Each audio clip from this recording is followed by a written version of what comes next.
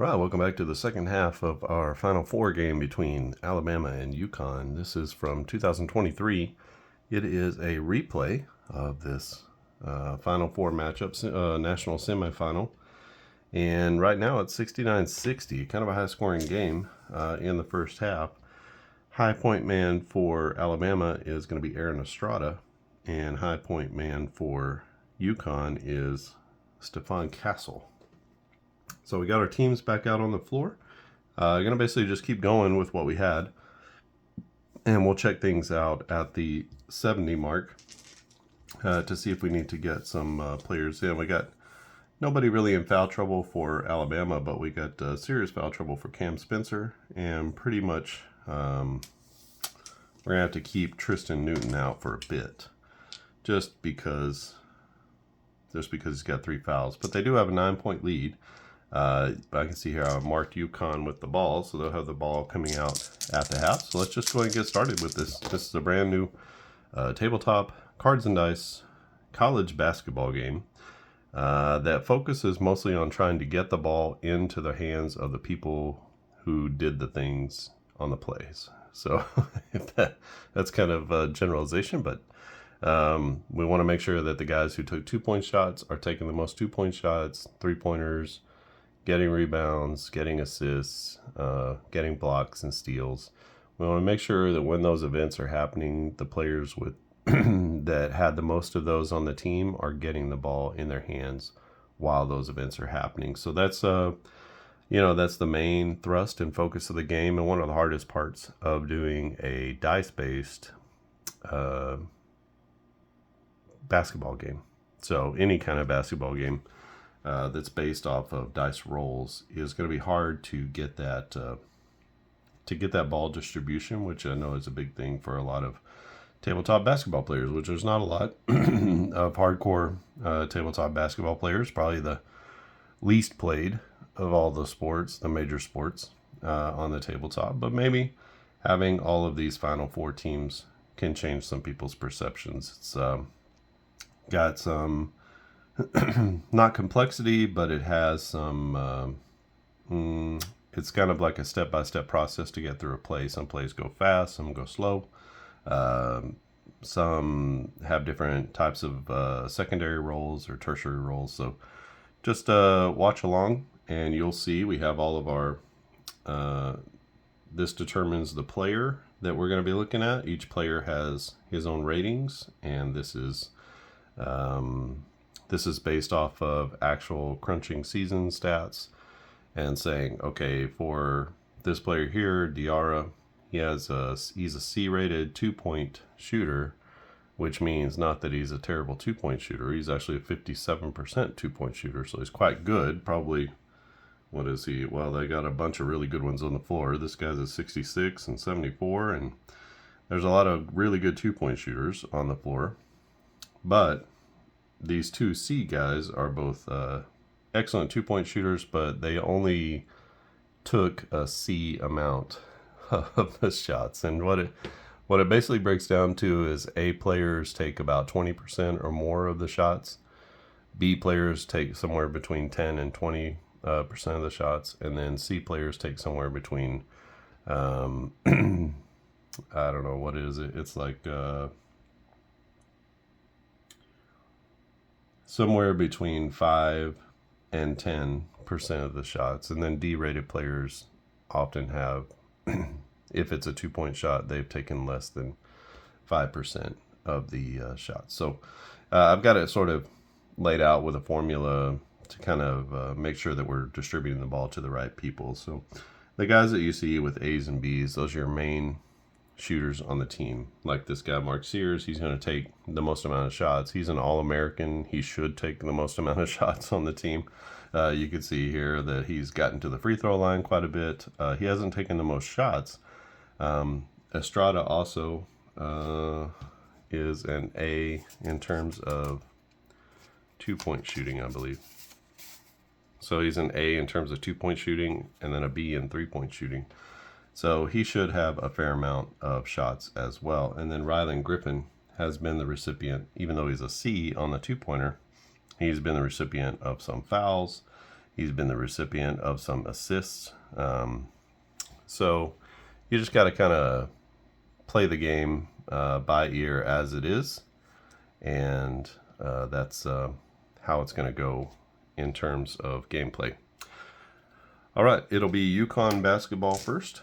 And let's see what they do coming out of the second half. Let's see if the both teams can keep up their pace in the second half, because it was quite a wild pace in the first half. You can see that 67% field goal percentage for Alabama, and then a 78% field goal percentage for UConn, which probably is not sustainable, but we'll see if the game is broken, or we'll see if they'll come back to the mean. So a 9 is going to be it's a 3-pointer from the corner, so this goes to a C 3-point shooter. We have 3 C players, so when we have multiple players who could get the ball, we just roll our dice and we go red, white, and blue, red, white, and blue. And red is a 10, and so we'll go with Diarra for the 3-pointer. He's a 1-36 to make the 3, and the 3-pointer is up and in, and they just remain hot from 3, as their 3-point percentage is off the charts. It goes to a D assist man, and that's going to be Jalen Stewart. Stewart with his 4th assist of the game. And we're off and running in this second half. UConn picks right up where they left off. A 72 is going to be a shooting foul. That goes to a D-rated 2-point player. We don't have one of those, so let's go to a C. And we'll use our D4. So Rylan Griffin is going to go to the line again. Stephon Castle with his 3rd foul. That'll be his first of the second half. Griffin to the line. It is a 76. That's good. He's a 1-81 to make on the free throws, and he has been perfect in this game. We use our second half scoring here, which I should have done here. So we use our second half scoring. That's 2 more points. And the lead is 10. UConn with the basketball, 72. That will be a shooting foul. And this goes to an A rated 2-point shooter. That's Klingen. And it'll be a foul on Jaron Stevenson. That's his 2nd foul of the game, first of the second half. And the shots for Klingen, 1-58 is a make. He makes the first. And he misses the second. So Klingen with 1 and a miss. And let's see about the rebound. So when we have a rebound, we roll our D20 and our, for me it's a blue die, kind of just choosing which die you want to roll. 1-5 is going to be an offensive board, so we have an offensive rebound. That goes to a D rebounder. We don't have any D rebounders, but we do have a handful of C rebounders. There has to be a rebound on the play. So we need to figure that out. It's going to go to the 2. That's the 2nd C rebounder. So that'll be Stephon Castle with the offensive board. And we don't change our possession yet because the possession is not over. A 97, though, is going to be a turnover, a lost ball out of bounds. And let's call that on Stephon Castle. So they get 1 out of that possession, but they turn it over, and we head back down the floor with Alabama. This is going to be a steal, a 95, and that steal is going to go to an A-rated steal player, which we don't have. The highest rated steal player that we have is Diarra, and so we're going to give that steal to Diarra. That will be a turnover for Alabama. 3rd steal of the game for UConn. A 38 is going to be a 3-pointer from the corner. That goes to a D-rated 3-point shooter. We have 2 of those. And we go red on the top, white for the second one. So that's going to be Donovan Klingen stepping out again. He's a 1-25 to make from 3. He's already made 1. And wouldn't you know it, he drains it again. Wow. So Klingon is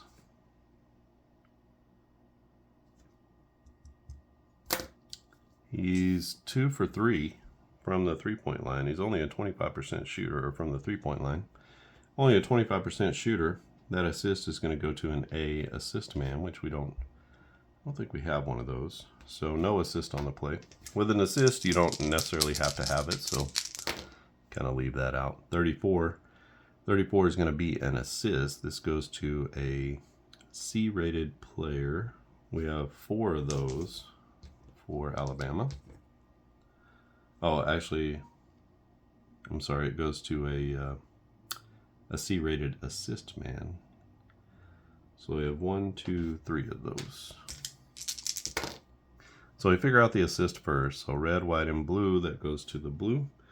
That is Jaron Stevenson with the assist. That'll be assist number 2 for him.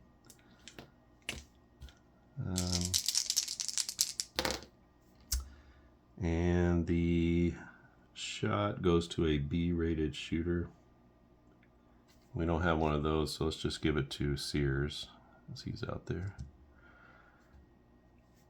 And we have it down the floor. UConn with the basketball and a 12-point lead.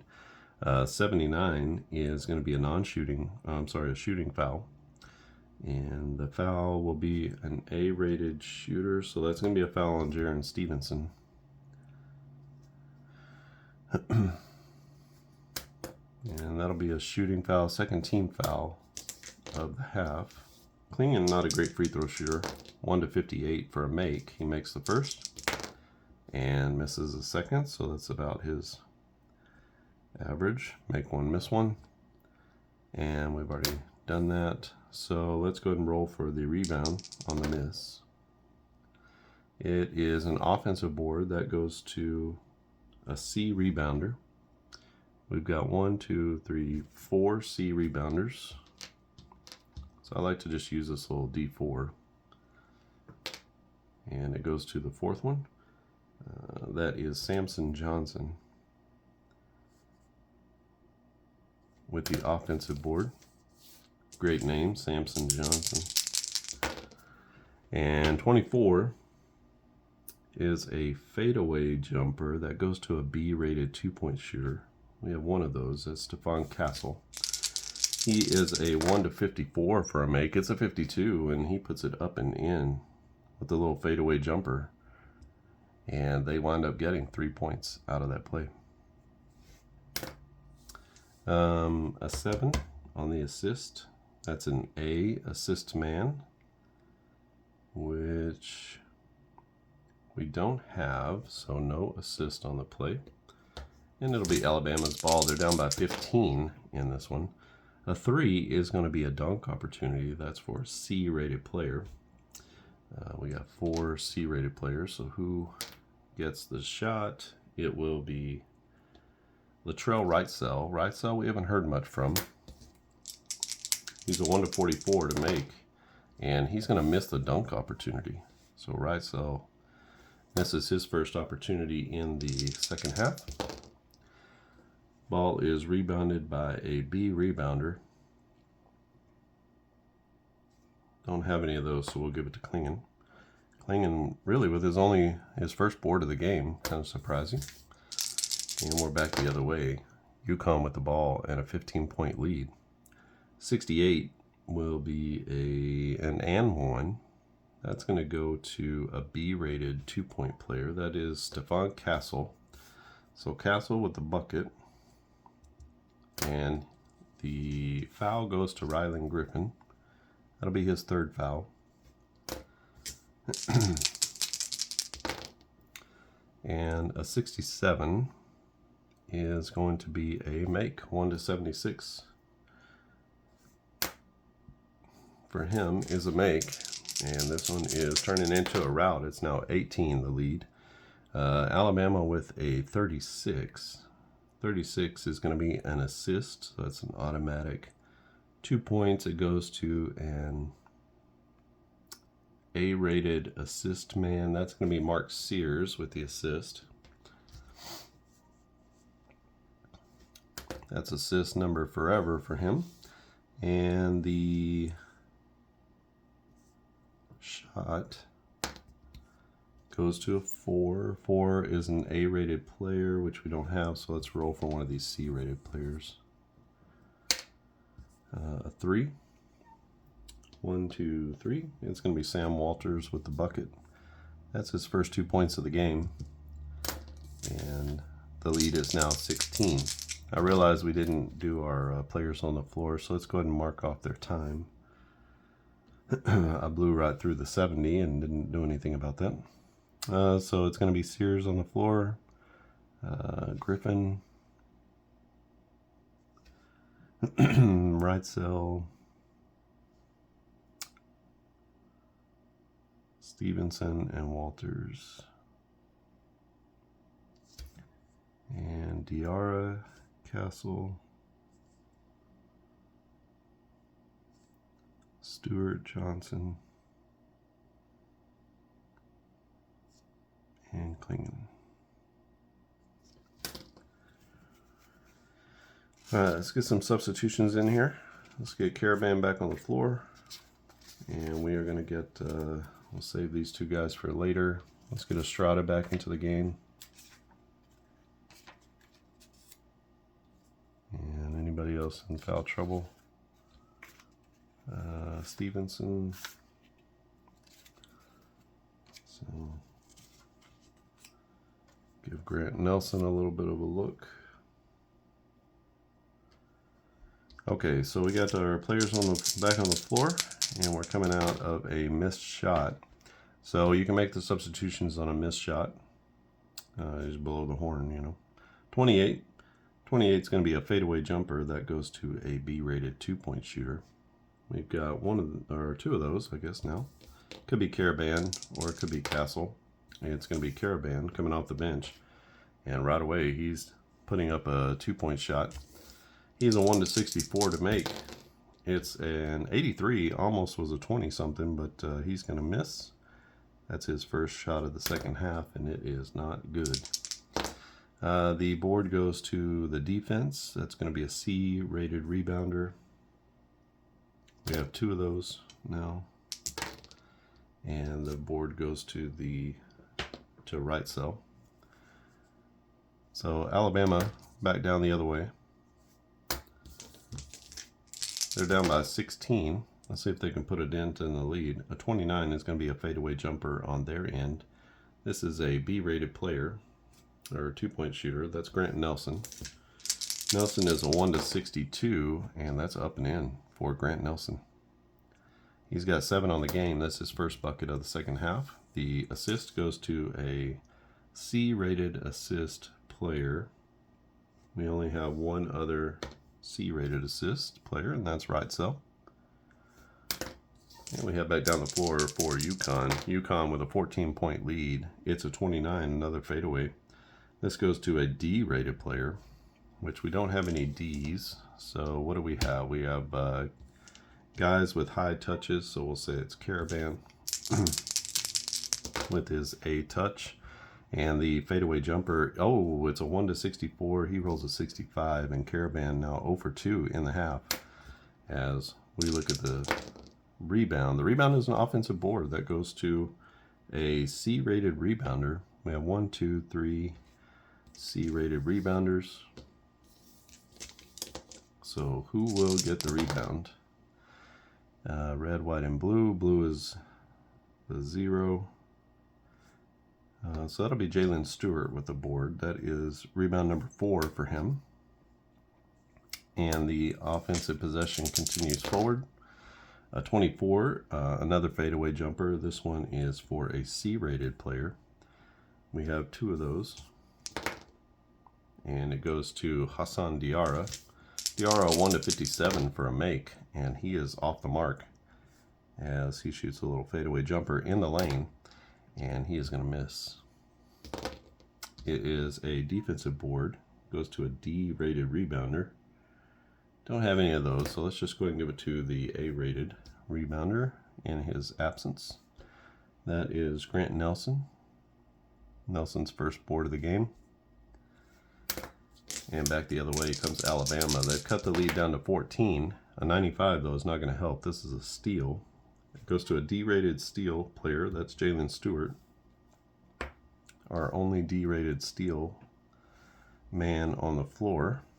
And that'll be his second steal of the game. So for somebody who doesn't get too many, he's been in the right place at the right time. And UConn with the ball. 51 is a three-pointer from the left side. That will be an A-rated three-point shooter. That's going to be Alex Caravan putting it up. He's a 1-38, and that'll be off the back iron as Caravan is 0 for 3 in the second half. And this will be a defensive board that goes to a B-rated rebounder. We have 2 of those. And so the rebound goes to Aaron Estrada off the bench with the rebound. And it's back the other way with Alabama controlling. This will be a non-shooting foul. That goes to either Sears or Estrada. It will be Estrada who gets fouled. And that's going to be a foul on Stephon Castle. That's his 4th. Second of the half. And a non-shooting foul costs a possession. We got to get Stephon Castle out of there. We're just going to go big, big, big. Let's get Caravan here in this spot, and we'll get Johnson here. What we really need is somebody like Stewart here. DR is okay where he is. So we got Jalen Stewart, the freshman, on Aaron Estrada. The ball goes to Alabama, and basically we'll call that a full mark for Stephon Castle, just because he was on the floor most of the time. So 32 for Alabama is going to be an assist play. So 2 is going to be a B assist man. We don't have one of those. So let's roll between the 2 A assist guys. A 17. So it'll be Estrada with the assist. That's his 4th assist of the game. And the 2-pointer, that's going to go to Mark Sears. He's got 4 in the second half. And it's a 12-point game now, as Alabama is fighting back. An 18 will be a jumper, and that comes from a B-rated shooter. So that will be Alex Caravan. He's a 1-64 to make, and he is up and in with a little jump hook in the lane, and he has his first 2 points of the second half. That assist is going to go to an A-rated assist man. Don't have any of those on the floor, so our highest rated assist man is Diarra, and we'll give him his first assist of the game.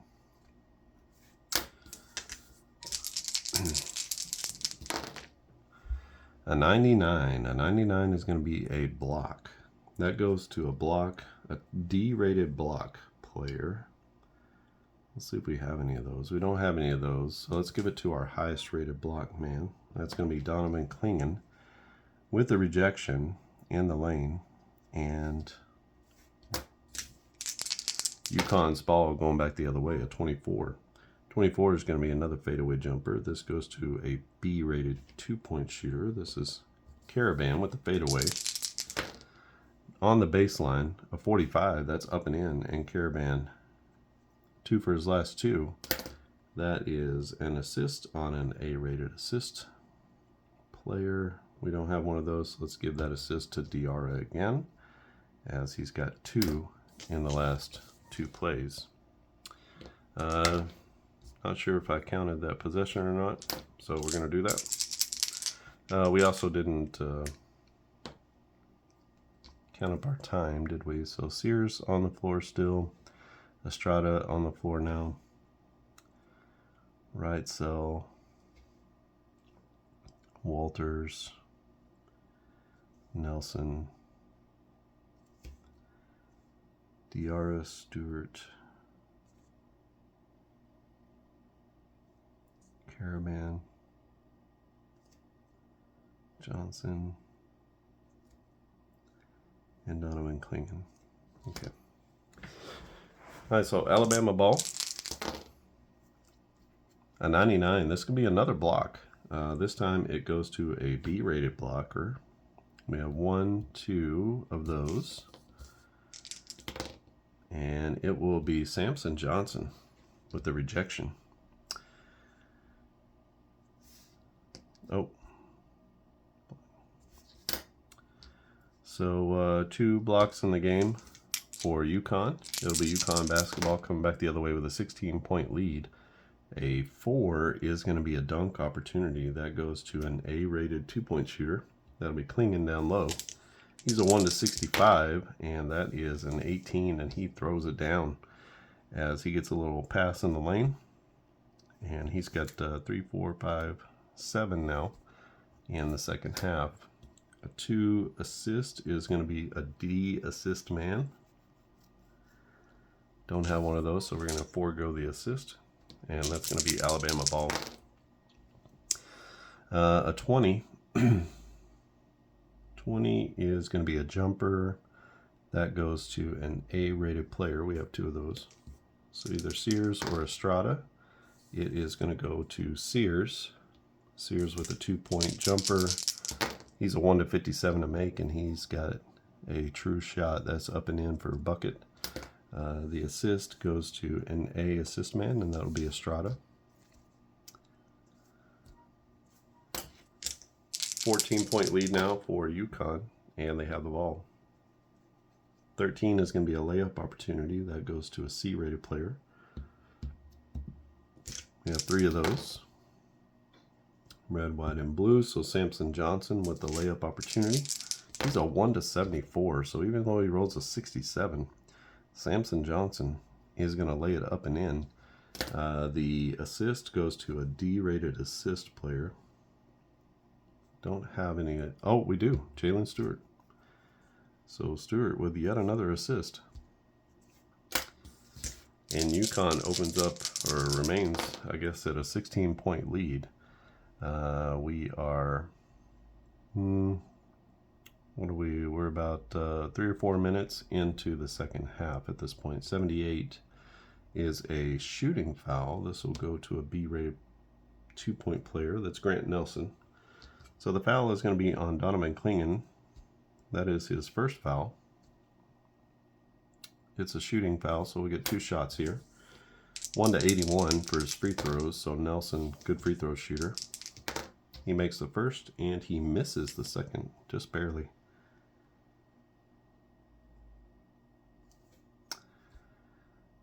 So we get 1 here. Let's roll for the rebound. It's an offensive board that's going to go to a C-rated rebounder. We have 2 of those on the floor. So it is Walters with the rebound. Again, this is not their ability to rebound.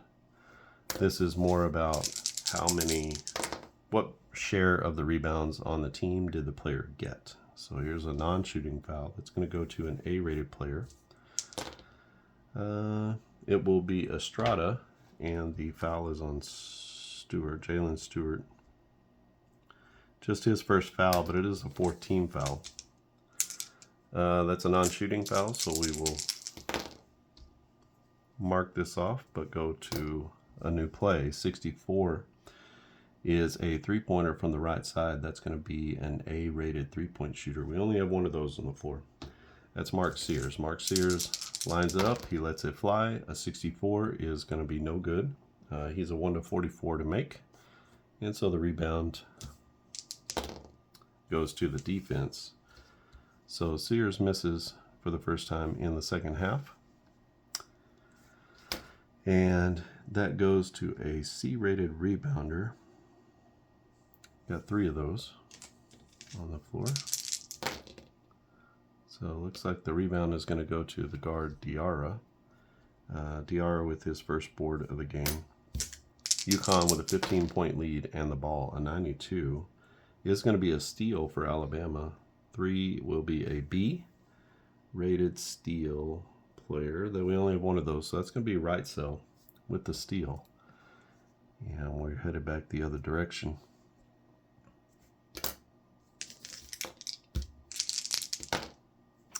$32.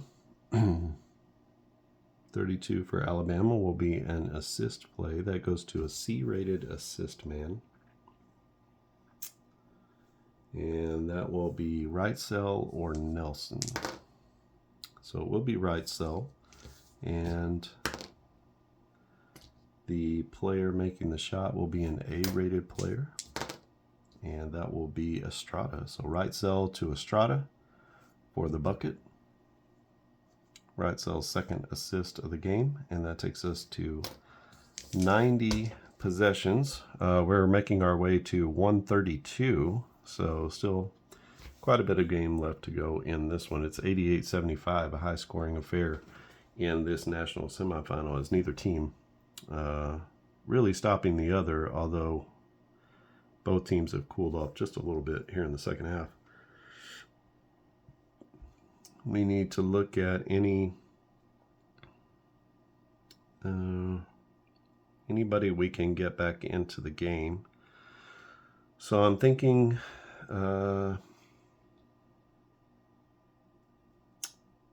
Sam Walters. Let's get Pringle back into the game. He's our original starter. He's been out for quite a while. He plays 18 minutes per game. And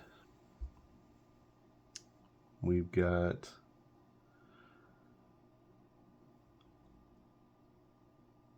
almost our starting five over here. Got to make sure we got Caravan, we got Klingon in the game. And there's nowhere to hide our guards, Newton and Spencer, because these two guys touch the ball all the time. So there's really nowhere to hide those guys. Could put one on Wrightsell, I guess. So let's go ahead and do that. Let's substitute out Jalen Stewart for Cam Spencer. And then we're going to put a big man on Estrada. Well, we'll put the freshman on Estrada. And we'll see if we can hide Cam Spencer a little bit. Probably be our luck that he gets a foul here. 63 is going to be a three-pointer from the right side. That is an A-rated three-point shooter. That's Caravan.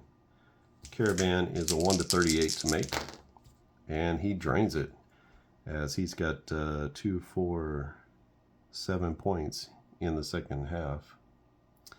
The assist is to a D-rated assist player. Don't have any of those, so he goes out and he creates his own shot. And the lead is back up to 16. A 0-1. Okay, we got a highlight play. So here on the thing, a 1 is a highlight play. And what are the highlight plays? Highlight plays are like special plays. So we have a 1-20 here. We just roll our D10 or D20, and then we see what the play is. It's a 1. A jumper missed. 2 players come down with the rebound. It's a jump ball. Roll for the offensive and defensive players for the jump ball. All right, how we roll for this will be a good question. Let me see.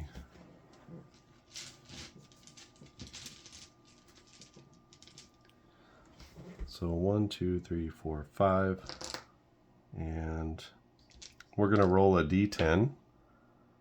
So we're going to say 1 and 2, 3 and 4, 5 and 6, 7 and 8, 9 and 10. We'll do it that way. All right, it's going to be Hassan Diarra, and it will be Mark Sears. So our 2 point guards come down with the ball, and they are going to have a jump ball in the middle. The way we do a jump ball is we take the tallest player, and he gets 2, and the shorter player gets 1. So we're going to do it like this, because Diarra is 6'2", Mark Sears 6'1". And we'll do these 2 red and white for UConn, and we'll do blue for Alabama. So this is a 12 against a 9, and so the jump ball goes to Diarra, or at least to UConn, I guess we should say that. So the jump ball goes to UConn. A 45 is going to be a three-pointer from the top of the key. That's an A-rated three-point shooter. We actually have a couple of those now. And it will go to Alex Caravan. Caravan with a 1-38 for the make. He made his last one, but he is off the mark here with the 3. Rebound goes to the defense. That's going to be a B-rated rebounder. I should have given a possession on the jump ball, and now we give a possession for that rebound. A B-rated rebounder. It's either Sears or Pringle, and it will be marked Sears with the board. And Sears just all everything in this game. You can see his line here. He's been on the floor the most, and if he brings them back, it will probably be because of him. It will be a 51. A 51 is a three-pointer from the left side. That'll go to a B three-point shooter. We have a couple of those. So it will be Estrada, letting it go from the left. He's a 1-31 for a make, and he's going to miss there. Rebound is an offensive rebound, though, and that goes to a C-rated rebounder. Got one of those. That's right cell with the offensive board as he fights and scraps for the offensive board, and possession stays with Alabama. A 48 is a three-pointer, this time from the top of the key. As to an A-rated three-point shooter, that's going to be Mark Sears. He's a 1-44, quite a bit better three-point shooter, but he misses as well. And another, well, it's going to go to a 1. And let's see about the board. It's another offensive board, and the possession stays alive with Alabama as they're fighting and scrapping on the boards. A D-rated rebounder. We don't have one of those, so let's give it to Nelson. Nelson with the offensive board. And Alabama gets another shot at it. 79 or 97. Oh, and that's going to be a turnover. And we'll call that a turnover on Mark Sears, as he has the highest touch. So, a couple of offensive rebounds, but ultimately the possession ends as Sears loses the ball out of bounds on a turnover, and we're going back the other way. 16-point lead for UConn over Alabama. A 31 is an assist, and the assist is going to go to an A-rated assist player. Our 1A is going to be Cam Spencer. Spencer with his 4th assist of the game. And the bucket goes to a B-rated player. We only have one of those, who is not Cam Spencer. So that's a bucket to Alex Caravan as he puts it in for 2. 93-75 is our score. And we're going back the other way. Alabama with the ball. 32. This is another assist play. This is going to be a B-rated assist player. Not any of those, so let's roll for our highest 2. It'll either be Sears or Estrada. The assist goes to Estrada. That's 1, 2, 3, 4, 5, 6 assists. And the bucket goes to a B-rated player. That's either Pringle or Nelson. It will be Grant Nelson down low with the bucket. He's got 5 in the second half. And that draws us to 93-77. A 100 is going to be a block, and this will be a block for Alabama. C-rated block player. We only have one of those. That's going to be Aaron Estrada with the block out on the outside. And that will get us going back the other direction. Alabama with the ball and a 16-point deficit. A 92 will be a steal, so they come back and they get a turnover. UConn does. That'll be to a B-rated steal, man. We got 2 of those. And the steal is going to go to Alex Caravan, who takes the ball right back for UConn. 97 possessions. And we're on our way to 132. 58 58 for UConn is going to be a three-pointer from the left side that goes to an A-rated three-point shooter. And it'll be Caravan or Spencer. It will be Caravan. He's a 1 to 38 to make. And that's an 8, and he drains another one. As the three-point barrage continues, it's a 5 on the assist, and that's an A-rated assist player. The assist will go to Cam Spencer. That's assist number 5 for him. And back down the floor is Alabama. They're down by 19 now after that three-pointer, so this is turning into a rout. A 26 is a fadeaway jumper that goes to a 2-point player. So one of our 2 guards is going to take the shot. That's going to go to Mark Sears. Sears is a 1 to 57 to make. Oh, and he had it, but it turned over. And that's going to be a miss for Sears. And defensive board goes to 6. That is an A-rated rebounder. We only have 1 A-rated rebounder on the floor. So that's going to be Donovan Klingen with the defensive board. A 57 for UConn will be a three-pointer from the left side that's taken by an A-rated three-point shooter. Got a couple of those. And taking the shot is going to be Cam Spencer. Spencer is a 1 to 44. Best three-point shooter on the floor right now, and he cans it as he gets his first points of the second half. And that almost pushes him to a century mark. It is an assist on an A-rated assist player. He's the only one, so no assist on the play as he creates his own shot. A 91 is going to be another steal by Connecticut. This goes to an A-rated steal player. That's Cam Spencer, who's out there doing it all right now.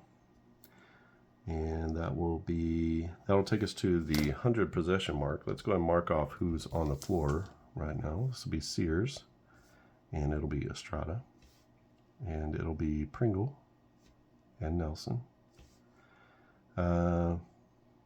Right cell also is on the floor. Still no Tristan Newton, but Cam Spencer is out there. Castle not out there. Caravan, Klingen, Diarra, Samson Johnson, and that'll be good. All right, so those are our players on the floor. UConn with the ball. A 97 is going to be a lost ball out of bounds. That turnover is going to go to one of our A-rated players. I like to go with the touch. So we have 2 A-rated players. That'll go to Cam Spencer with the turnover. And Alabama with the ball and a 22-point deficit. Let's see if they can make some hay here. 57 three-pointer from the left side. They desperately need something to go in. B-rated three-point shooter is Estrada or Right Cell. And it'll be Right Cell who puts up the shot from the left side. A 57 is going to be a miss. And they are going cold in the second half. It's a 9 with a rebound of 6. So that's a defensive board. And the defensive board will go to an A-rated rebounder. And it's Donovan Klingen with the board. That's his third of the game. 30 is going to be an assist. This will be an auto bucket here. So an A-rated assist player will be Cam Spencer with the assist. The bucket goes to a B-rated 2-point player. There's only one other one on the floor. That's Alex Caravan. So Caravan lighting up the second half, and Connecticut goes over the century mark. 101-77 here in the second half of play. It is a 98, another steal. Oh, this is a block. And that block goes to a C-rated blocker. We have 2 of those on the floor. 6 and a 9. So a 9 is going to go to Cam Spencer, who is doing it all in this one. And that's going to get the ball back to UConn with a 24-point lead. 45 is going to be a three-pointer from the top. That'll be a B-rated three-point shooter. Don't have any of those on the floor.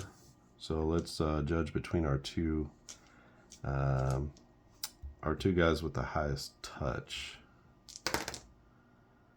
So it'll be Cam Spencer with the 3 ball. 1 to 44 is going to be good, and he is off the front iron as he misses his second shot in the second half. We got a 4 for a rebound. That'll be a defensive rebound, and that goes to a B-rated rebounder. We got 3 of those on the floor right now. And so the rebound goes to Nick Pringle. Just his first board of the game for the starting power forward. 17, that's going to be a jumper or hook chance for a B-rated 2-point shooter. Just a couple of those on the floor. It's going to be Nick Pringle with the hook shot in the lane. 1 to 62 for a make, and he is true as Pringle puts in his first 2 of the second half. The assist is going to go to an A-rated assist player. We have 2 of those on the floor. Who wants it? It's going to be Estrada with the assist. That is assist number 1, 2, 3, 4, 5, 6, 7 for Estrada. And UConn with the ball and a 22-point lead. An 11 is a layup opportunity. That goes to a C-rated 2-point shooter. And who wants it?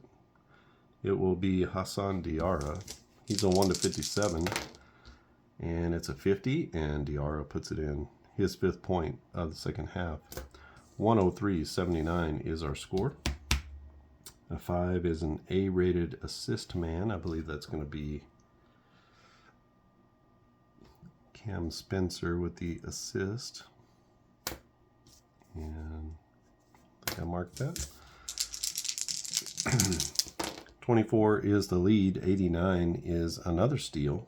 And this goes to a C-rated stealer. That is going to be one of these 2 big men, as it's Samson Johnson with the steal. Samson Johnson, his first steal of the game. And UConn ball. This is going to be a dunk opportunity for a B-rated player. So, is it Caravan or Spencer? It's going to be Alex Caravan with the flush opportunity. 1 to 64. He misses, as good defense there. Caravan misses on the flush. It is a defensive board. That's going to go to the C-rated rebounder. And only one of those. That's right cell with the board. That's his 4th rebound of the game. And a 0-9 will be a layup opportunity for one of our 2 A-rated 2-point players. It's going to be a layup chance for Mark Sears. He's a 1 to 57 to put it in, and that is up and in as he gets to the front of the rim and lays it in for 2. The assist goes to an A-rated assist man. So his partner in crime, Estrada, yet another assist. And that's going to take us to our 110-minute mark. So 22 possessions left in this one, and UConn well on their way. They're up by 22 as this one is a rout. And they have not stopped shooting. Alex Caravan all over the second half.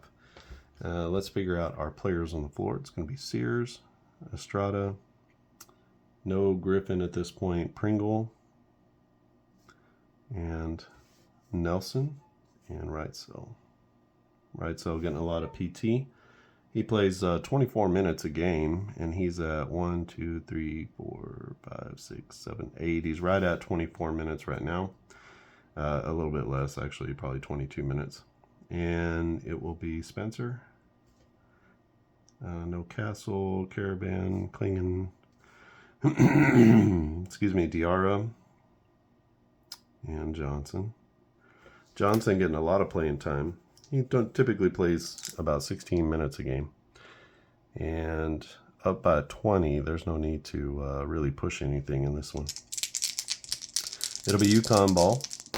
They're up by 22. This is a 100. That's going to be a block to Alabama for a D-rated blocker. Mark Sears. Oh, Sears and Wrightsell both. So the guard stepping out as Sears gets the block. That's his second of the game. And coming back the other way is Alabama. 31 will be an assist. That goes to an A-rated assist player. Who wants it? That will be Estrada with the assist. And the bucket goes to an A-rated 2-point shooter. So Estrada to Sears, and Sears with the bucket. Brings us to within 20. So UConn up 20 with the ball. A 90 is going to be a steal on Alabama's side. So that'll be a C-rated steal player. We actually have a couple of C-rated steal players. As down low, Grant Nelson takes the ball away, steps into a lane, and that'll be his first steal of the game. 103-83 our score. Alabama with the ball. A 30 is going to be another assist. That'll be an A-rated player for the assist. This time it's going to be Sears.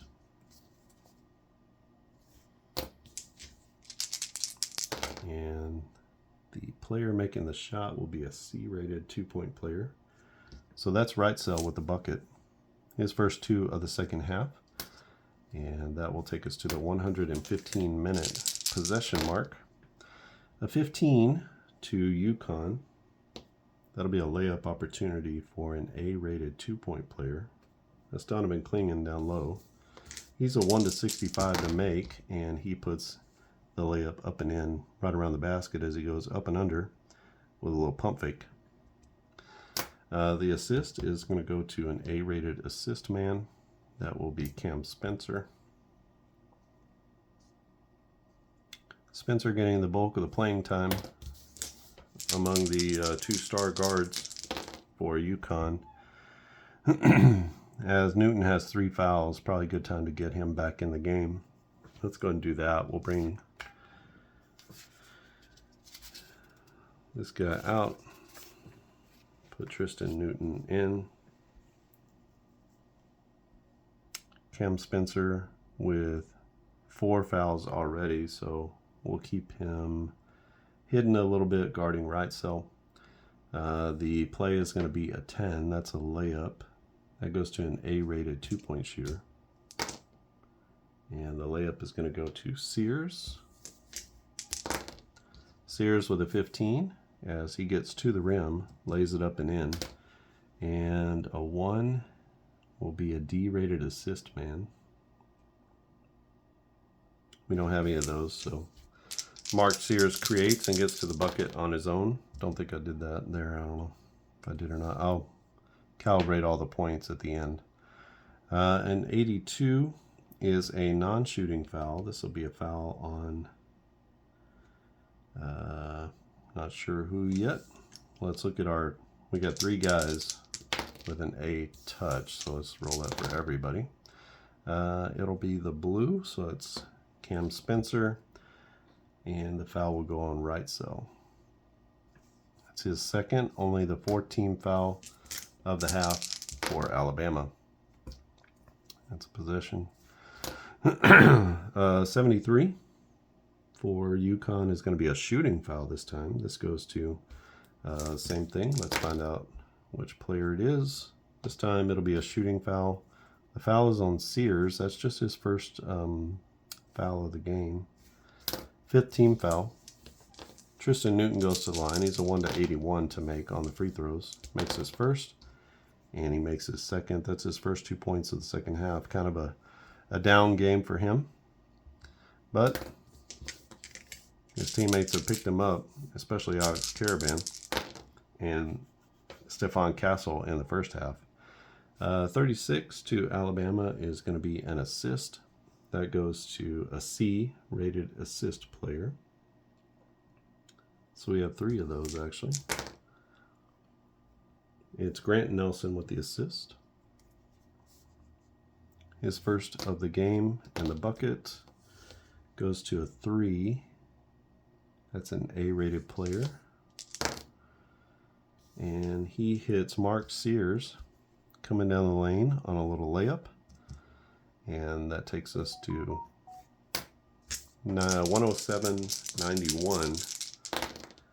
So 16-point lead now for UConn. They have the ball. It's a 96. A 96 is going to be a turnover. And that will be, we'll give that turnover to Donovan Klingen. That is his first turnover of the game. We're at 119 possessions. It is Alabama ball. And they are down by 16 points. Can they make a comeback here? 35 is going to be assist. That's another auto play. So this will be a an A assist man, which is our 2 guards. And the assist will go to Estrada. And let's see who gets the bucket. It'll be a 6. That goes to an A-rated player. That's going to be Sears, who is pouring it on in this one about all the offense. He had 16 in the first half. 1, 2, 3, 4, 5, 6, 7, 8. Another 16 in the second half. And he is keeping Alabama in this one single-handedly. I don't know. Maybe I did that. Okay. I'm not sure if I did or not, but again, I think it's 14 now is the lead. 75, that goes to UConn. 75 is a shooting foul. This is going to go to a B-rated player. It'll be Cam Spencer going to the line. Right, so hacks him on his way up. And he gets 2 shots. That's going to be a 1-91.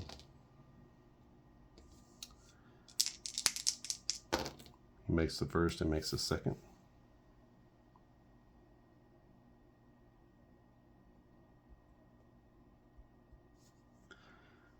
Cam Spencer with 5 points here in the second half. Pushes the lead to back to 16. 79 is going to be a shooting foul. This goes to a C-rated player. That's right, so the foul is on Cam Spencer. And a 5th foul is going to end his night. So we're going to have to replace Cam Spencer. Let's get Diarra in there.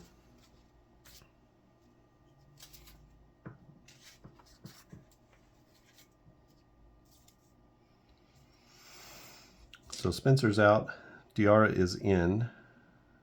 We should go ahead and do our players. So Spencer was still in the game. Sears, Estrada, Pringle, Nelson, Wrightsell, Newton,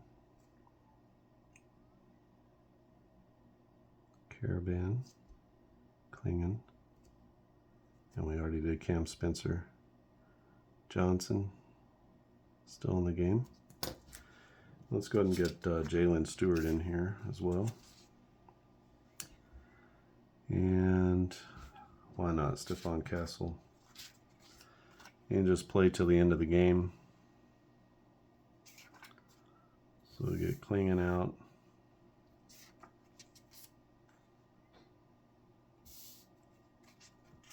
Do it like that. Okay, Wrightsell is shooting 2 shots, right? So a 62 is going to be good. Actually, he's 100% on his free throws, so we'll just give him the 2. No need to roll. Pen's not filling those in very well. 2 points for Alabama. And a 14-point lead for UConn plus the ball. This is going to be a dunk opportunity that goes to an A-rated 2-point shooter. Don't have any of those. So let's go to our touch. We have 2 A-rated touch players. It'll be Alex Caravan with the dunk opportunity, and he goes in and hammers it home. Another bucket for Caravan. 7 on the assist is going to an A assist man, and that will be Tristan Newton with his 5th assist.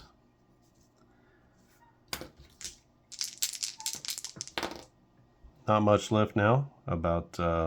So this is about 2 minutes and 45 seconds, plus another 30 seconds or so, 35 seconds. So about 3.5 minutes left in the ball game. Alabama with the ball, 47 is going to be a 3-pointer from the top of the key. This goes to a B-rated 3-point shooter. And we have a couple of those on the floor. So this is Estrada with the 3. 1 to 31 is a make, and a 63 is going to be off, as he has missed both threes in the second half. The rebound is an offensive board, though. That's going to go to a C-rated rebounder. And we have one of those. That'll be Wrightsell with the board. That's his 5th rebound of the game. A 12 is going to be a layup opportunity to a C-rated player. So he gets the offensive board. He goes right back. He's a 1 to 44 for the put-in, and he's going to miss right at the rim. So Wrightsell with the miss, and the defensive board is going to go to an A-rated rebounder. So that's Tristan Newton getting his nose in there, picking up his 4th rebound of the game, and UConn back the other way. A 57 is a 3-pointer from the left side to a B-rated 3-point shooter. Don't have any of those on the floor. So let's check between our guys with the touches. Caravan or Newton. It'll be Caravan with the 3. 1 to 38 for a make, and he misses. A rare miss here in the second half for Alex Caravan. And it's an offensive board. That goes to an A-rated rebounder. That'll be Tristan Newton with the board. So he picks up his first offensive rebound, and we continue forward on the possession. At 64 is a 3-pointer from the right side, and that goes to a 6. That's an A-rated 3-point shooter. Who will it be? It will be Tristan Newton this time, firing up. The 3, 1 to 32 is a make, and he is off the mark. Again with the rebound. It's a defensive board this time, and that goes to a C rebounder. That's Wrightsell picking up the board. 2, 4, 6 rebounds in the game for Wrightsell. And we give our possession here. Alabama down by 16, and they have the ball. 38 is a 3-pointer from the corner. Let's see if they can get themselves into this one. It goes to a C-rated 3-point shooter. That's Grant Nelson, the big man. A 1 to 27 for a make. It's a 47, and so that's going to be a miss off the back iron. The rebound is a defensive board. So that's going to go to a D rebounder. Let's see if we have any of those. We don't have any of those. So let's go ahead and give it to Newton. Newton picks up his 2, 4, 6 rebound of the game. And it'll be an 84 UConn's way. That's a non-shooting foul. That's going to go to, we have 3 B-rated 2-point guys on the floor. So that's going to go to Tristan Newton. It's a non-shooting foul. 1, 2, 3, 4, 5, 6, 7. So they are in the bonus. It'll be a foul on Sears, just his second foul. And so going to the line is going to be Tristan Newton for a 1-and-1. He's a 1 to 81 to make, and he makes the first, and he makes the second. So Newton 4 points in the second half. He's got 10 in the game, and the lead is back to 18. 77, this will be a shooting foul on An A-rated player is going to take that shot. Who wants it? It is Mark Sears, and Tristan Newton picks up his 4th. We're basically at the end of the game, so I'm not going to take him out. And he's a 1-86 to make on the free throws. Makes the first and makes the second.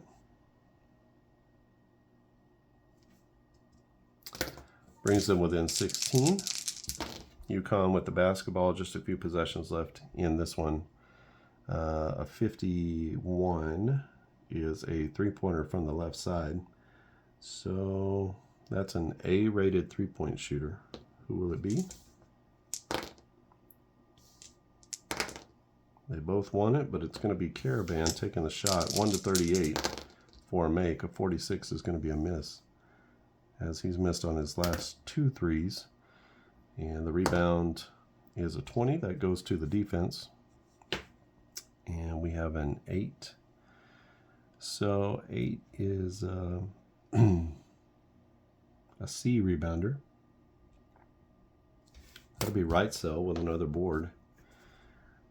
That is 1, 2, 3, 4, 5, 6, 7 rebounds for him. I think we did that already. So it'll be Alabama ball. An 8 is going to be a layup opportunity. That goes to a B-rated 2-point shooter. One of our big men. It'll be Nick Pringle with the layup chance. 1-62. He lays it up and in, and that's good for Pringle. He's got 4 in the second half. And the assist goes to a D-rated assist man. Don't have any of those on the floor. And UConn with the final possession. Actually, we'll just say that they run out the clock on this final possession, so that'll be the end of the game. No need to have them take a shot. All right, so UConn wins this one in a wild one by 14, 113-99. Let me go through and pick up the all the stats for this one. All right, so this one ends 113-99. That is our final score. UConn is going to be advancing into the finals, the championship game against Purdue. So just like happened in real life, but the games are a little bit higher scoring, a little bit better shooting, as Alabama shoots 64% in the second half, about what they did in the first half, 66% for the game. 18 in the second half for Sears. That gives them 34 for the game. 13 in the game for Estrada, 16 for Griffin, Pringle with 8, Nelson with 10. Wrightsell did have 7 points off the bench, along with 7 boards and 2 assists. 10 assists apiece for Sears and Estrada. They averaged 4 and 5 on the year, so they were definitely the high assist man for them. 7 rebounds for Sears, so he had 34, 7, and 10, almost a triple-double. Had a turnover and a block, or 2 blocks in the game. For Estrada, it's 13 points, 2 boards, and 10 assists with a block. Off the bench, like I said, it's Wrightsell with 7 points, 7 boards, and 2 assists. He also threw in a steal. He averaged 9 points, 3 rebounds, and an assist off the bench for them. For the winning team, it's 10 points in the game for Newton, 6 boards, 5 assists. He was in foul trouble most of the game. You see, he didn't play for the majority. 20 points for Cam Spencer.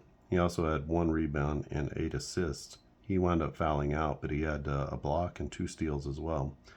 Castle, 24 points, 2 boards, 3 assists. He was in foul trouble sort of in the second half as well. And Alex Caravan with 28, high point man for the team. 28 points, 5 rebounds, no assists, but he did have 1 steal. 14 and 3 for Donovan Clingan. Clingan, he averaged 13 and 7. So a little under on his rebounds, but right at his scoring average. 7 points off the bench for Diarra. He had a rebound and a couple of assists. 7 points for Johnson with a couple of rebounds and assists. And then got a nice contribution from Stewart, who didn't score a lot, 6 points, but he did get 4 boards and had 5 assists in the game. UConn cooled off quite a bit in the second half, shot 62%, but that brought them down to 70% for the game. So definitely a lower scoring affair in the second half. Basically, UConn won the second half 44-39. So a little bit hot in the first half. Second half, a little bit more like what I'd been seeing in the game. So maybe the game engine isn't completely broken. Maybe they just got hot or didn't have any defensive options to stop one another in the first half. But the first half was 60-69, and the second half about 20 points below that for each team. So I think, excuse me, I think the scoring was just a little bit off in the first half. The other semifinal game, that wasn't it. Which one was it?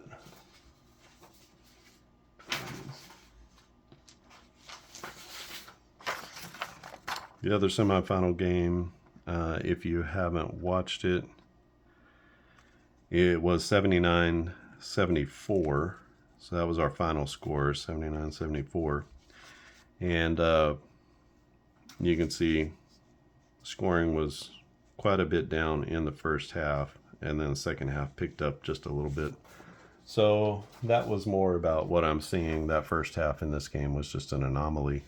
I mean, seriously, there are very few misses here. There were 25 of 32 was UConn. Alabama, they shot a little bit over their skis, I think, in the first half. I have to go back and look and see what those field goal percentages were for them. But, you know, obviously 66% is pretty hot as well. So I don't think the game is broken. You really don't have to guess, though. You can try it out if you join the Facebook group for the Clark and Addison Gaming Company. I'm always putting new games that I put on there for the community to test out.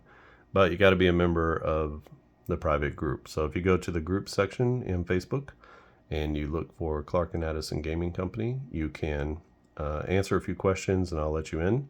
Just make sure you answer the questions and then agree to the group rules. Those are the stipulations for getting into the group because it's a private group. What that does is keep, not that you're riffraff if you don't answer those questions, but sometimes people are out there just wanting to spam.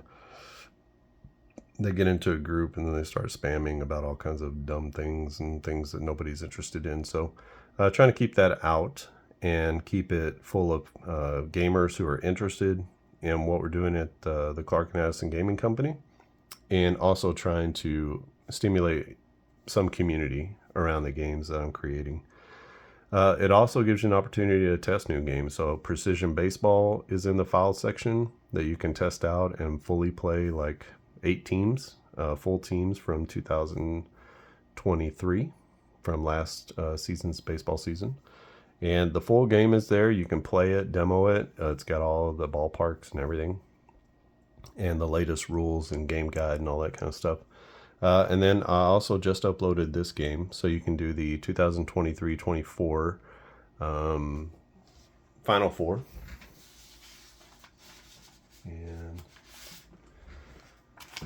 these are an older version of the cards because they still have the red here, but you can see you're going to get NC State, Purdue, Alabama, and UConn.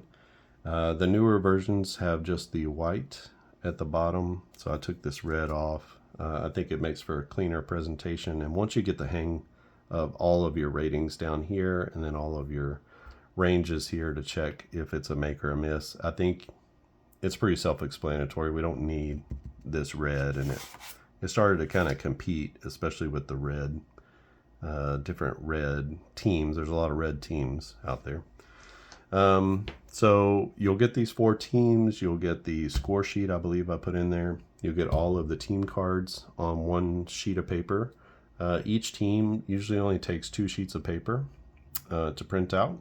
You get 3, 6, I believe it's 9 on a page, and usually each team has somewhere between 12 and 16 players, so you get it only takes 2 pages for the most part for any of the ones that I've created. And if you go back to the older teams, it's more like 13 to 16 players. So the newer teams have a few more players on them. You also get the highlight plays, which we had a highlight play here with the jump ball. So a little bit of an interesting kind of thing that makes its way into the game. You get it on a roll of a 0-1 for the highlight. All you need to play is a D20.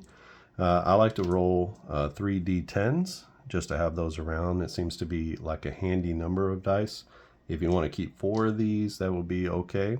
I have a little D4 that I use. You can see that it's a triangle, and so probably good if you're going to play cards and dice games to invest in a good set where you have a D4, D6s, D8s, maybe even D12s, D20s, and if you have a set where you can do like a D100, like this one, so this is going to be your tens place. So instead of rolling these 2 dice right here and then designating one for a tens place and one's for a 0, you could roll these 2, and so like this would be a 54. So this is your tens place here, and then this is your ones place here. So you roll those, the same. That's like a 65. Sometimes that's easier for people to see. I've got several different kind of dice here. You can see that's a D8, and we got all the D100s in here, another D10. So just I got this off of Amazon. It's a bag of dice. And you can see here I got that for maybe 10 or 15 bucks on Amazon, and you get the designations in every color. So you get a 4, a 6, an 8. I think maybe there's a 12, but I'm not sure. Yep, there's a 12. And then you've got your 10s, and then you've got your 100s like that. And I think those are all of them. So you get all of those dice in like 8 or 10 different colors. And so it gives me all kinds of colors. I like to use different colors for the games that I play. And I'm destroying the whole thing like Godzilla. I like to use different colors for the teams. I don't always do that. Like this game, I'm clearly not doing that for the game that I've been playing. Because red, white, and blue, when you're doing the 3D10s, feels like it's easy to keep track of things. I can just say red, white, blue, red, white, blue. But whatever 3 colors you choose, it's not really that important. You could technically play the game with 1 die if you wanted to. If you only have 1 D10, you could technically play the game that way. Because for a D20, you just need a 1 to 20. So that would be 4 plus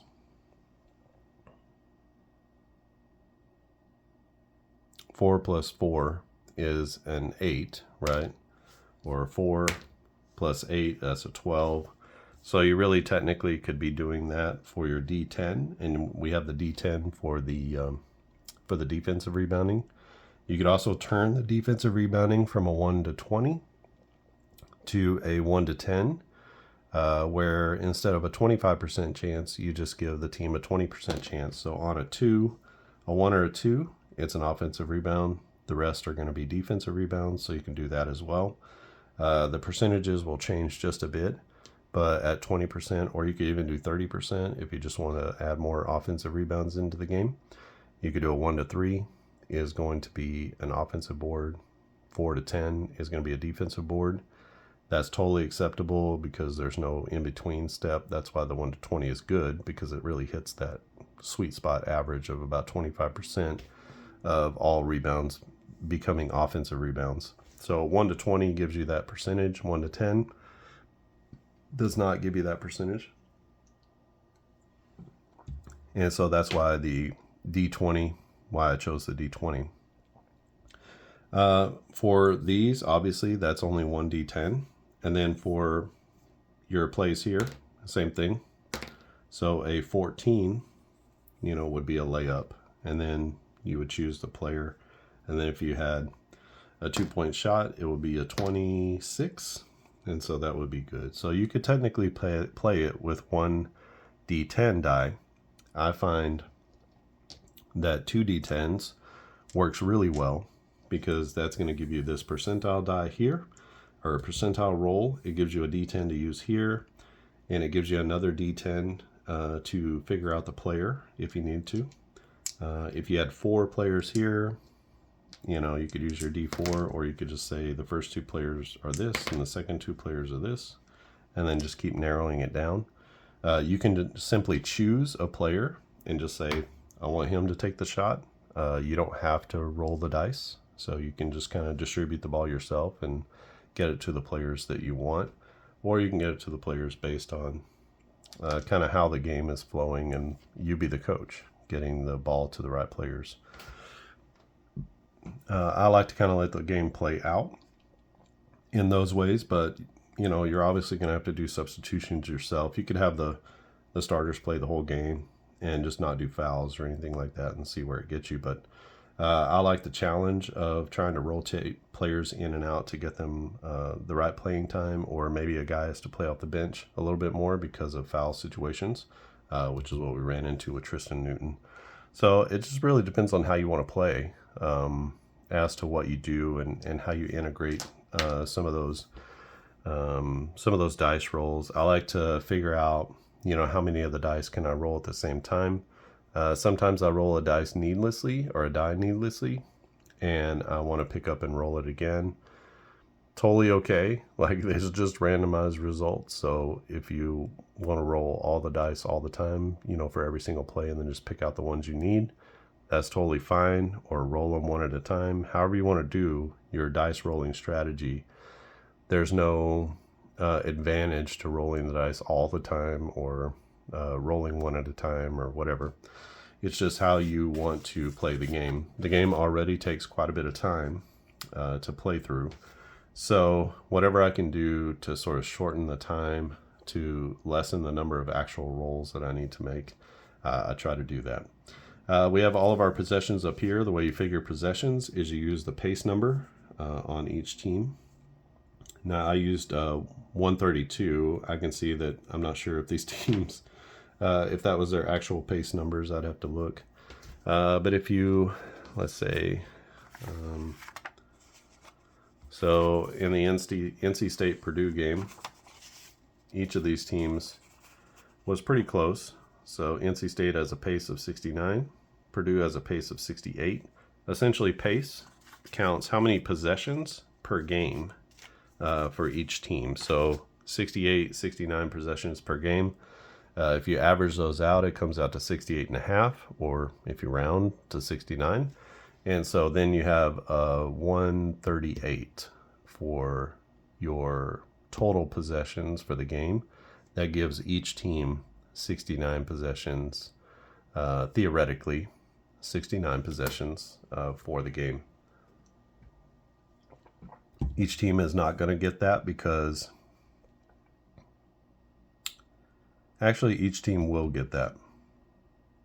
The only thing that would change that would be a jump ball situation. So we have one of those. So that would make sure that one team, it's possible that one team gets an extra possession over the other. But for the most part, offensive rebounds don't count as possession. That's a continued possession until that ball changes hands. So that's how the actual possession stat is figured. And so that's what I'm going with this game. And I think that will help keep us in the realm of possibility. You could see on the Purdue NC State game, it was a little bit inflated over the scoring from the actual game, maybe by about 10 points each. But they shot pretty well from the field. Both teams did. I don't know if I figured their field goal percentages, but both teams shot pretty well from the field. And 79, 74 is not an uncommon college basketball score. Now 113 to 99 is pretty uncommon, just because that's common for the NBA where they get 100 possessions each, but pretty uncommon in college basketball. where they're only getting anywhere between 60 and 70 possessions per game. So the scoring was a little inflated in the first half. Again, we're just testing this out to see how it goes. I'll play out the championship game as well, and we'll see how that turns out between a pretty good shooting team. I mean, these guys are crazy good. And Purdue have some pretty good players, but really it's Zach Edey, 25 points and 12 boards a game. The offense really goes through him. And then Braden Smith, sophomore point guard, is a pretty good player as well. It was Lance Jones had a big game as well. He averages 12 and 3, Lawyer 10 and 2. So they got some players on Purdue, and they averaged 48.8%. They're averaging 49%. Now, field goals is all field goals, so 3-pointers and 2-pointers combined. But obviously, they're separated out here. All right, so this is the game. If you want to try it out, you can go join the Facebook group, or you can email me at clarkandaddisongaming@gmail.com, and I'll send you those test files, and you can play the game.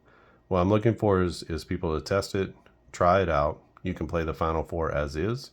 You can switch up the teams. You can do whatever you want to do. You can play a little round robin where, everybody plays everybody. And then you sort of decide who gets into the championship game that way.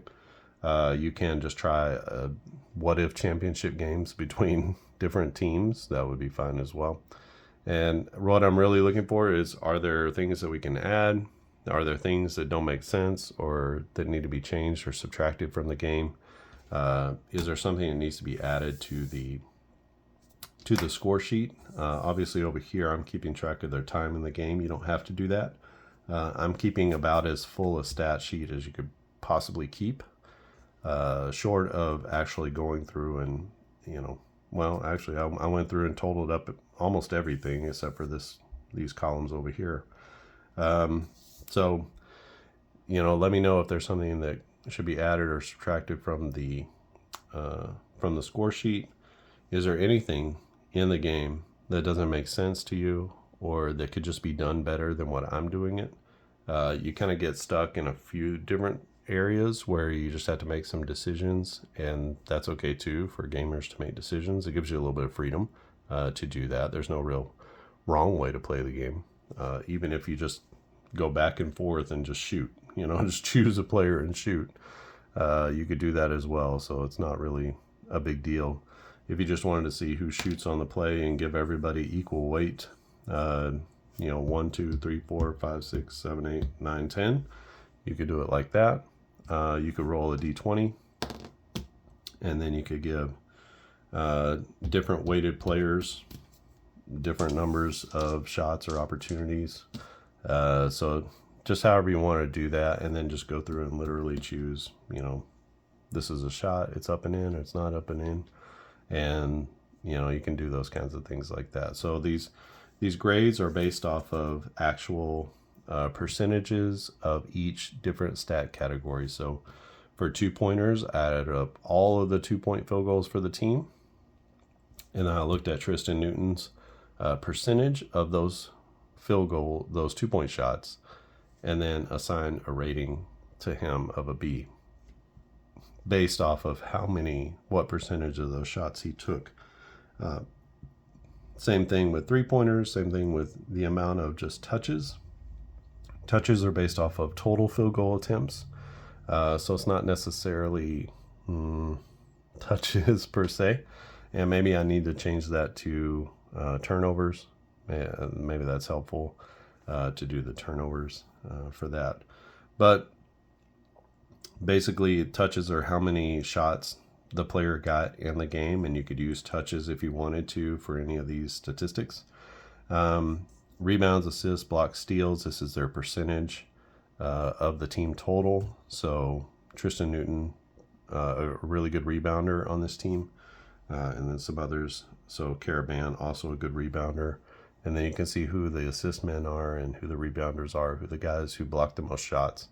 So you can kind of look through the team and find out who did what and how integral were they to scoring, to rebounding, to creating assists or steals or blocks.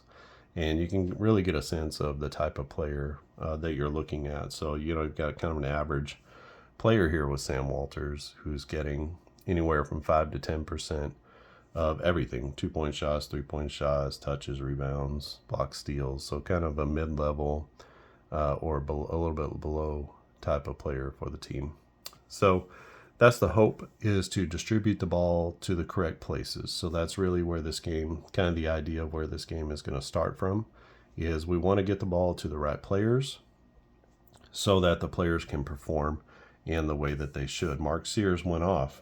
He averages 22 a game. So 34 in a game of Final Four magnitude and importance, it's not going to be strange for him to have 34. Now, if Pringle had 34, that would be a super big problem because he just didn't score that many points. He had 7 and 5. That's what he averaged for the season.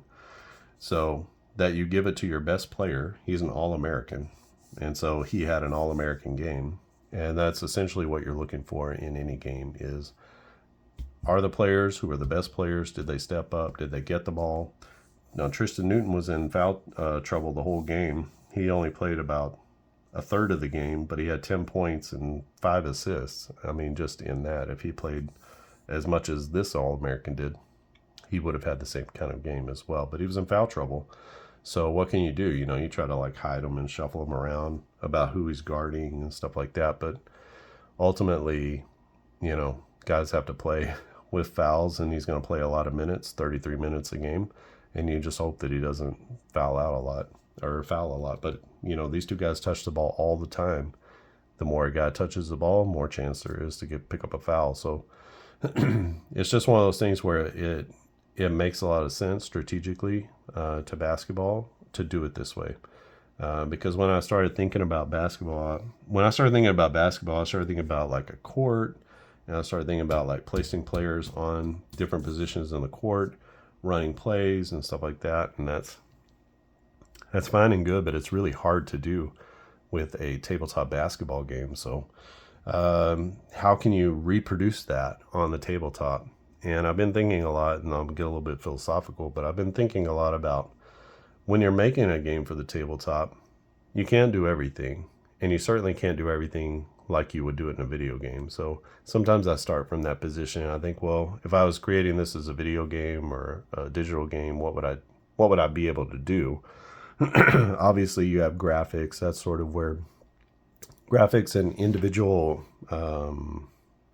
control of the players. So that's kind of where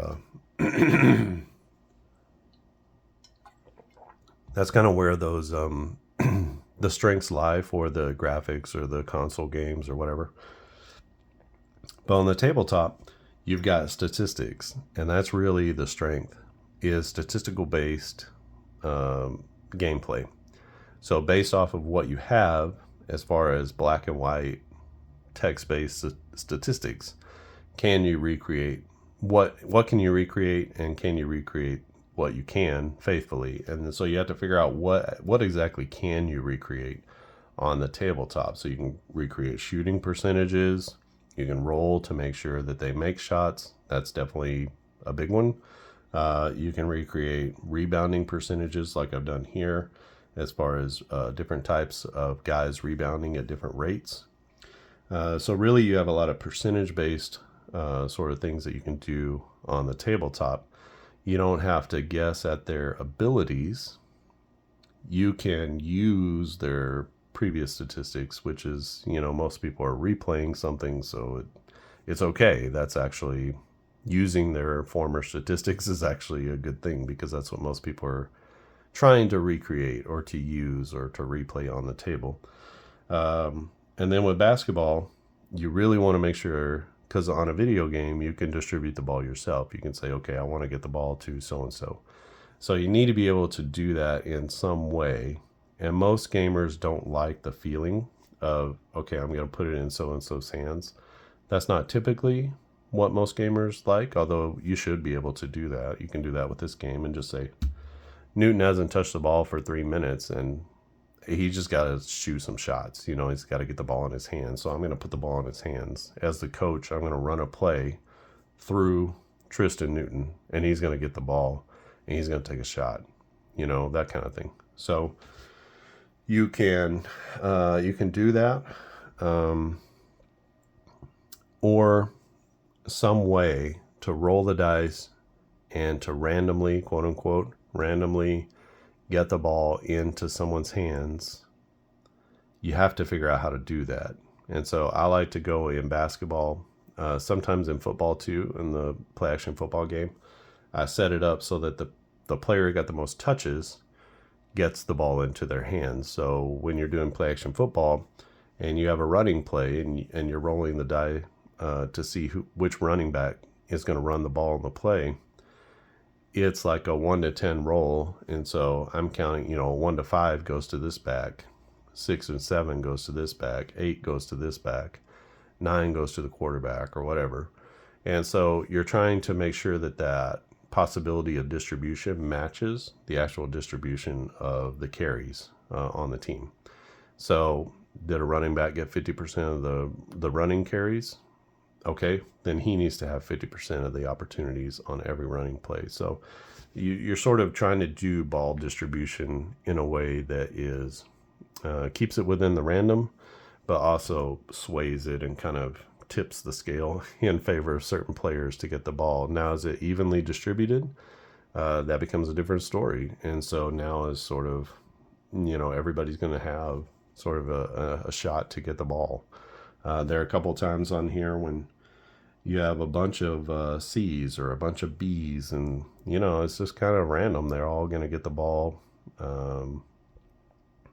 the same amount, essentially, the same amount of touches or shots. And so you just got to find a way to evenly distribute that, or you can do it yourself, or you can just roll a D4 like I was doing here, and randomize that a little bit. Over time, it's gonna, all of those players, if they just stayed on the floor all the time, would get about the same amount of shots. Some would get a little bit more, some would get a little bit less, because you're taking a small sample size. But if you did that for 200 possessions and you only had C-rated players on the floor, they would all come out with about the same number of shots. That's just how probabilities work. And dice, if you have good dice and not loaded dice, that's how your probabilities should work. But as soon as you start putting B-rated players or A-rated players out there, it begins to tip the scale that way. And one of the ways that we tip the scale is through this chart here. So you can see for Alabama, there's 1, 2, 3, 4. There's a 40% chance on a 2-point play that it's going to be one of these players. There is a 30% chance on a 2-point shot that it's going to be a B-rated player, so one of these guys. And then there is a 20% chance it's going to be this guy, right cell, and a 10% chance that it's going to be a D-rated 2-point shooter. So 2-point shooters don't get very many shots, usually less than 10% total of the shots go to a D-rated player or any of these stats. And so you want to make sure that they're only getting that 10% each play. And if you went through and counted up, you can obviously see it here. Caravan gets a lot of opportunities because he's a B-rated 2-point player or a 2-point shooter and an A-rated 3-point shooter, and he's got an A touch. So he's touching the ball all the time. And so in the game, you should tilt the game toward Alex Caravan to touch the ball all the time. Same for Tristan Newton. Same for Cam. So Cam Spencer, same thing. He's a B-rated 2-point player. He's an A-rated 3-point shooter. So these three guys should be the ones who touch the ball all the time on your team. And then Klingon as well. On 2-point shots, he should get a pretty good amount of 2-point shots, which he did. Excuse me. And so that's how you sort of tip the scales in favor of different players to get the ball. Now, once they get the ball in their hands, do they make shots? and that becomes about their individual self. So the preamble, so to speak, the precursor is to get the ball into the right places on the floor to the right players. And then the second part is the randomization of just trying to match their shooting, which it's all up to them at that point. It's them and the dice. He's a 51% 2-point shooter. He's a 44% 3-point shooter. So he should make, if he took 100, he should make 44. Even with the randomized dice, he's probably going to make anywhere. He's going to average 44 for every 100 shots that he takes. So he's got that same percentage over a long period of time. Now, he may have some games where he's better, some games where he's worse because he only took 7 3-pointers in a game, that type of thing. So here he took 2 3-pointers. He made them both. He's a 44% 3-point shooter. Newton took 1, 2, 3, and he made 2 of 3. He's a 33% 3-point shooter. Caravan is a 1 to 38, so he's 38%. He took 1, 2, 3, 4, 5, 6, 7, and then he makes 1, 2, 3. So 3 out of 7. That's a little less than 50%. So getting a little bit closer to his 38. So it's going to work itself out over time. One game is not enough shots to determine, okay, this is dead spot on. You have to play multiple games. And what I like about this is you don't get a whole season.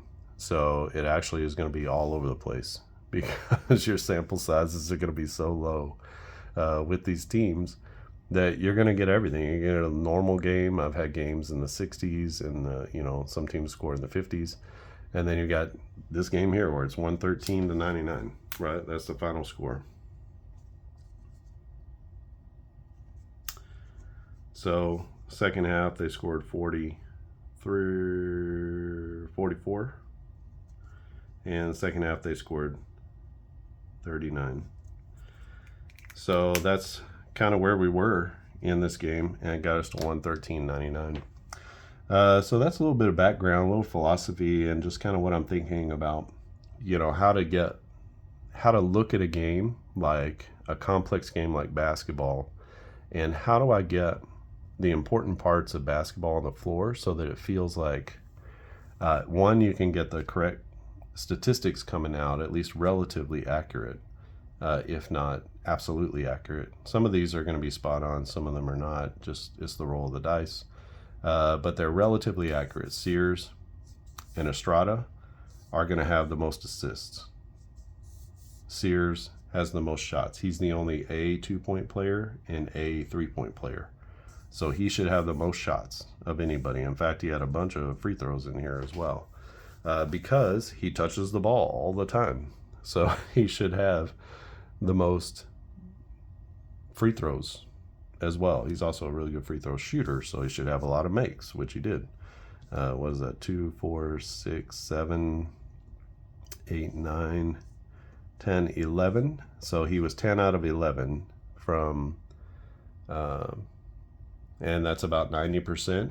He's an 86% free throw shooter. So he's going to hit on his percentages, right? So that's just a part of what is going to happen, and Sears did it. For these other guys, Griffin, what did he average? Griffin averages 11 points, 3 boards, 2 assists, and he has 16, 1, and no assists. So he didn't play very much in the second half. You can see he didn't take very many shots, but he is a B-rated 3-point shooter and C-rated 2-point shooter. So you can see that he got to the line a lot. Part of that is because he touches the ball a lot. And he winds up somewhere near his point totals, but he only played, a small part of the game. He only played in the first half, really, then got in foul trouble. So it seems like a lot of rambling, but I'm just trying to let you in on like what I'm thinking while I'm building these games out, and maybe it's interesting to you. Maybe you've already cut this video off, but if you go to clarkandaddisongaming.com you can check out all of the other games that I have in production already. So play action football I mentioned. There's one called no huddle football, which is kind of a quicker playing game with using a deck of cards. We'll see if no huddle continues or if I just need to put all my eggs in the play action basket. Play action is a great game. It's a play-by-play football game that can be played in under 2 hours. And it's more team-based, but you can come out with all the major individual statistics and team statistics on top of that. So, great game. I have 1985,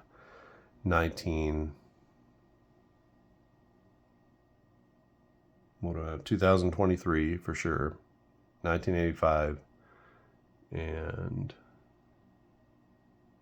2007. Sorry, I just really whiffed on that. It's early morning. In 2007. So I have 3 seasons available. I'm working on kind of a rework of some of the cards for a 1990 season. We'll see how that comes along. As I get closer to football season, I'll start feeling a little bit. They're into OTAs and mini camp and stuff like that. That's not as much interest to me as when they get to midsummer and they start going to training camp. So once that kicks up, I'll get more into that. I'm really hoping to finish up Precision Baseball in the next month or so. I got to do all the marketing collateral for that. So that's a game totally from the ground up. And so when that happens, you got to create the logo and, you got to finish out the guidebook. And there's just all kinds of stuff that comes with creating a new game that doesn't have to do with the actual game itself. And then I got to set it up on the website and figure out how I'm going to package it and all that kind of stuff. So figure out pricing. People are still testing that. If you go to the Clark and Addison Gaming Facebook group, you can go to the file section and you can test that game out yourself. Like I said, there's 8 teams that you can demo. Basically, I have them A to Z, and you're going to get from Arizona down to Cleveland. So you get the top 8 teams in alphabetical order. And it's some American League, some National League, some good teams, some bad teams, some playoff teams, some terrible teams, and then some teams in the middle. And then you're going to get all of their the stadiums as well.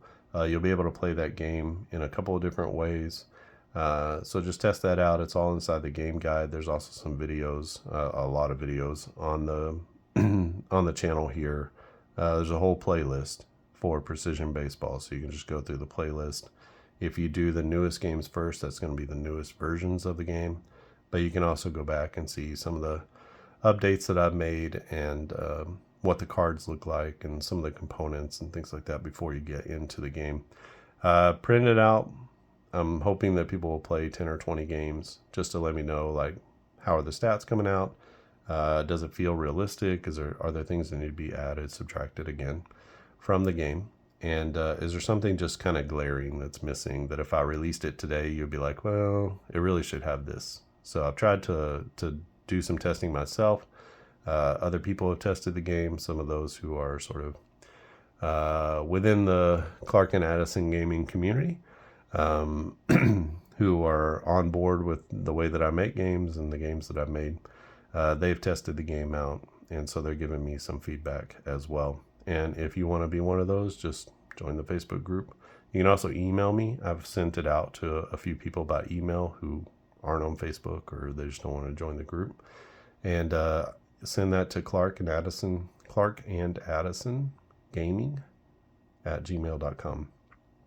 And I'll be happy to send those files to you.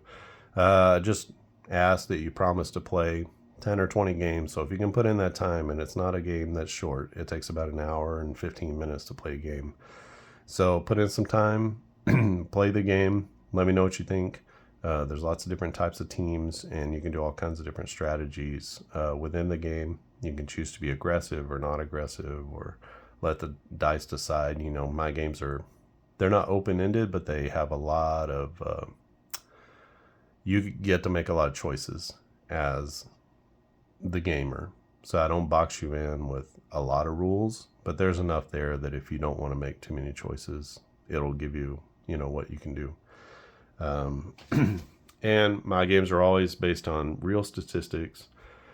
Even if you get a grade like this, There's always a statistic behind it. This is not me saying, hey, I think this guy is it's me saying this guy is an A rated 3-point shooter because it's based off of his actual percentage of shots, right? So I'm not saying this is what I think or this is what I saw on the tape. I'm just looking at cold hard numbers and bringing that to bear on the cards themselves. And then all the action ranges are based on real percentages. You can even match them up. 70%, 76%, he's a 1 to 76 on a 1 to 100 roll. So makes it super easy to play my games, and they make sense, and they're going to be accurate in those ways. So you can just sort of take some consolation there that they're going to be accurate. All right, our championship game is set. It's going to be UConn against Purdue, just like in real life. So look at that. The game did it. So UConn wins this one 113-99, so a 14-point win for UConn. And everybody was making everything, especially in the first half, and we'll see how the championship game goes, if Connecticut's going to remain hot or if it's going to be a little bit more difficult in the championship game. I think that's it from here. If you haven't subscribed to the channel, click subscribe. If you find yourself coming back to my videos all the time or waiting for them to come out and not remembering, just subscribe. And then when you go to YouTube and you click on your subscriptions, new videos will be in there, and I'll be part of my videos will be there. You won't even have to search and wonder if I've put anything new out. You can see it in your subscriptions. That also helps the channel grow. YouTube, Google, they love to see when people are subscribing. We're up over 170 now, so that's been really good. The channel's less than a year old, so it's picking up some momentum. And every game that comes out, every time you share it, every time you thumbs up, puts it puts the videos in front of more and more people, and so those statistics keep going up and to the right, which is where we want them to go. So thank you for everyone who has committed to do that, to just click that thumbs up and to help us out. And anyone who has bought a game, shared a game, talked about a game, played a game that comes from the Clark and Addison Gaming Company is super thankful for you. Hopefully the community continues to grow. If you like these games, tell everybody that you know about them. I've got more than enough seasons to be able to say this is a viable company making games, and it's not just one game. We're making multiple games here, so things might be a little bit slower than you want on seasons coming out, but I assure you that I have not forgotten about any of my games and continue to put those out. Some are totally complete, like Quick Play Baseball is going to be complete for a while until we get, this next era or decade into, another 10 years down the road. But you can play all of baseball history with Quick Play Baseball, including the Negro Leagues, and several other games that I have that I've not forgotten about, like On Base Baseball. But yeah, go check it out. Go play this game. Again, email me if you need the files, or join the Facebook group, and you can go to the files section and download the demo files. It's just a zip file, and if you have any trouble with that, you can send me an email either through the contact form at clarkandaddisongaming.com, or you can use clarkandaddisongaming@gmail.com. Either one of those will work and will come to me. I look forward to hearing your thoughts about the game. If you have any questions or comments about this game in particular, you can leave it down in the comments section below. And I am very quick on the trigger to get back to you. I'm always paying attention. So reach out to me. Let me know what you think. Give it a thumbs up and a subscribe. And hopefully the championship game will be a good one. I'll bring that to you soon, probably sometime over the next week, and when I have time to do that. All right, that's it from here. Thanks for watching, and I'll see you again next time.